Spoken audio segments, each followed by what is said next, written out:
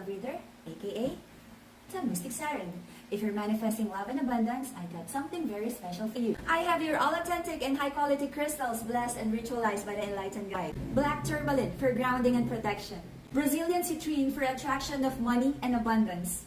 Madagascar rose quartz for attraction of love and harmonious relationship. And of course, our lucky red string bracelet with jade charm to attract love and money. PM me kung paano ka magkaroon ng high quality, blessed and ritualized na crystals na to. Aries, this is an Aries reading, bonus reading for the month of June. For your personal reading, kindly send me a direct message. Merong ino-overthink ang mga Aries na victory in terms of mga bagay na yung mga financial blessings. Gusto mo magkaroon ng victory sa mga investments. Kung nag-i-invest ka sa love connection right now, gusto mong makuha yung victory dito. At ino-overthink mo ang connection na to right now. Okay? Nagdadala ng sadness sa'yo yung mga delays sa blessing. Let's see kung ano yan. Aries bonus reading for the month of June. For your personal reading, kindly send me a direct message. Okay? Hierophant, traditional relationship, traditional connection, may kontrata, may kasal. Okay? Avoiding conflict. Okay? Ayaw ng drama, ayaw ng conflict. This is the Taurus energy and the Aries energy. You might be dealing with the Taurus or may Taurus energy sa person mo. Okay? This relationship feels stuck, walang maayos na conversation, walang maayos na communication. Kung may kasal, kung may bata na apektuhan, no, nalulungkot din yung mga bata sa connection na to. Hindi pa tapos ang connection na to, marami pang lessons na kailangang ayusin, tapusin. Doon nagdadala ng overthinking. Gusto nang iwanan tong connection na to, no? But, syempre, if may kasal, nag-live-in, kung may mga batang involved, hindi magiging ganun kadali. Alright? So, merong energy of nagfo-focus right now, kung ano yung mga i-work out sa mga financial stability, nakafocus ngayon sa kung ano rin yung kayang ibigay pa sa relationship na to. Okay? May mga minamanifest na reconnection, pagkakasunduan, but I feel may dishonesty dito, kaya hindi matuloy-tuloy, kaya nagkakaroon ng delays sa reconnection, maayos na reconciliation here. There is a decision, yung feminine here, nagkaroon siya ng decision na sige, tanggapin, consideration na tanggapin kung ano yung explanation ng masculine. Doon nagdala ng sadness and overthinking yung mga nangyaring hindi magandang bagay sa connection na to.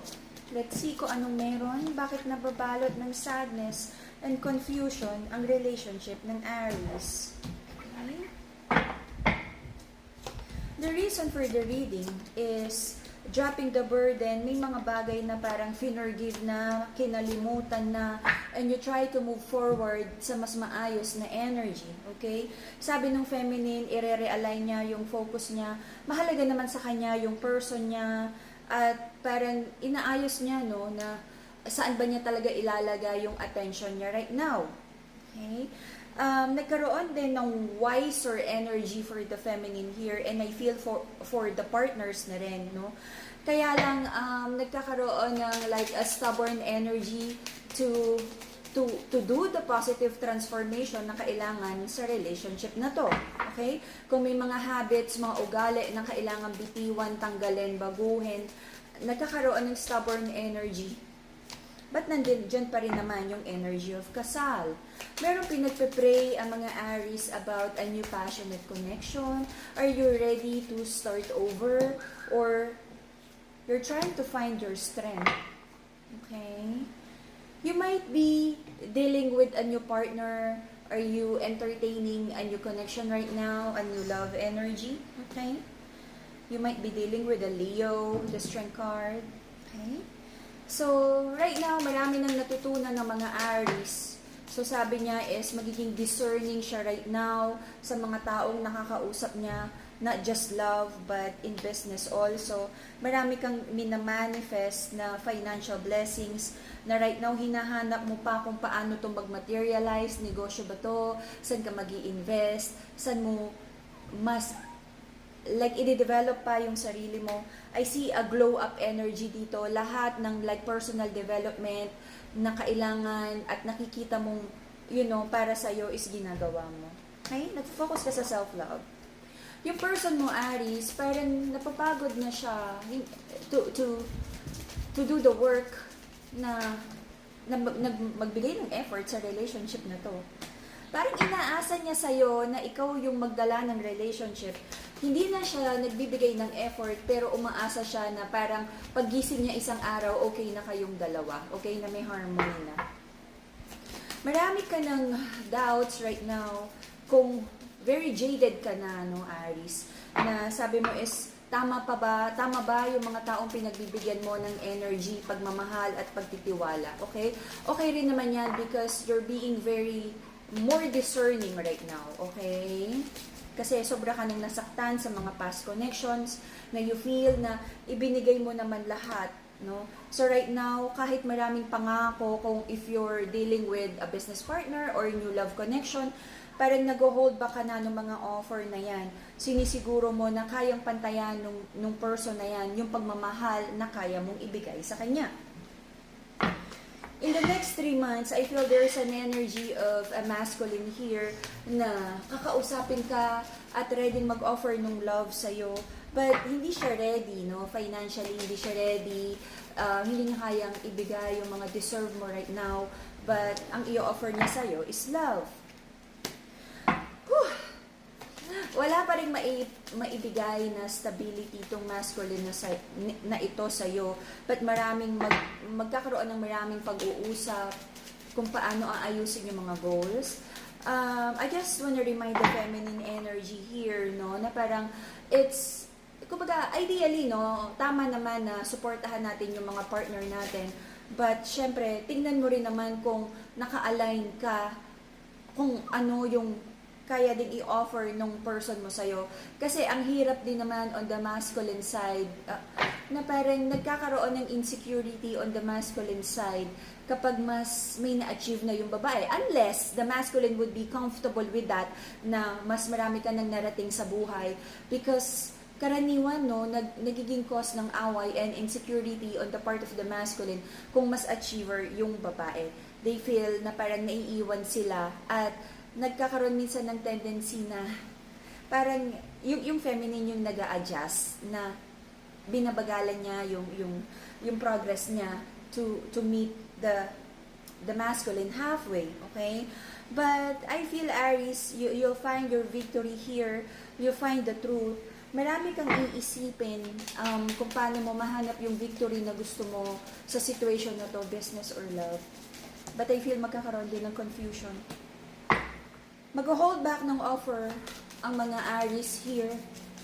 And maraming check and balance na mangyayari.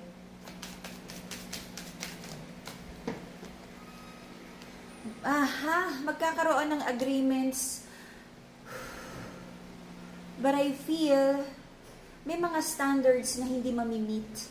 So, I feel baka maging civil na lang kayo muna sa isa't isa while I don't feel na magkakaroon ng agreement here eh. Parang ang laki nung pagkakaiba nyo. So, maaring magkaroon muna ng you work on yourself, you work on your person's like stability and personal growth. Kasi may energy of parang it's really the best decision to walk away muna. Kung marami pang inaayos, kesa maghintay yung isang person, kesa nagkakasakitan yung personal growth, no, kung mayroong mga aayusin pa sa ugali, kesa nagkakaroon ng maraming disagreements at mga away at misunderstanding. I feel na mas gugustuhin nyo muna to go on separate ways and ayusin muna yung personal development and finances. Alright? And like, inisip nyo na parang kung talagang kayo yung para sa isa't isa, then mag-decide kayo pag you feel na okay na kayo pareho dun sa mga workout nyo. And that is the Aries reading for the bonus reading for the month of June. See you again in a few days for your July reading. And to manifest love and abundance, I have here the Venus bracelet. And for protection, grounding of your emotions, we have here the Madagascar black Tourmaline. PM me for your personal reading at kung paano ka magkaroon ng blessed and ritualized na crystals na to. Bye-bye, Aries! Good news sa lahat ng nag-aabang sa ating bagong line of crystals. Ang isa sa ating pinagkakatiwalaan na healer at magaling mag-love spell na si Everlasting Alpha at kilala natin bilang Ate Joy ay naglabas na rin ng kanyang crystals. Huwag na nating patagalin. Umpisa na! Para sa lahat ng may problema sa reproductive health, para sa'yo ang Healing and Fertility Bracelet na to. Kung ikaw ay may hinihiling na blessing na pinansyal, para sa'yo ang Abundance and Protection Bracelet na to. Elephants are known to be wise and strong. Ang Lucky Elephant Bracelet na to ay magdadala sa'yo ng good luck, vitality, and protection. Isa pang pampaswerte, ang Lucky Money Bracelet na to ay mag-a-attract ng abundance at prosperity sa kung sino mang may suot nito. Ang lahat ng bracelet na to ay na-cleanse at naorasyonan ng ating Everlasting Alpha. PM me kung paano ka magkaroon nito.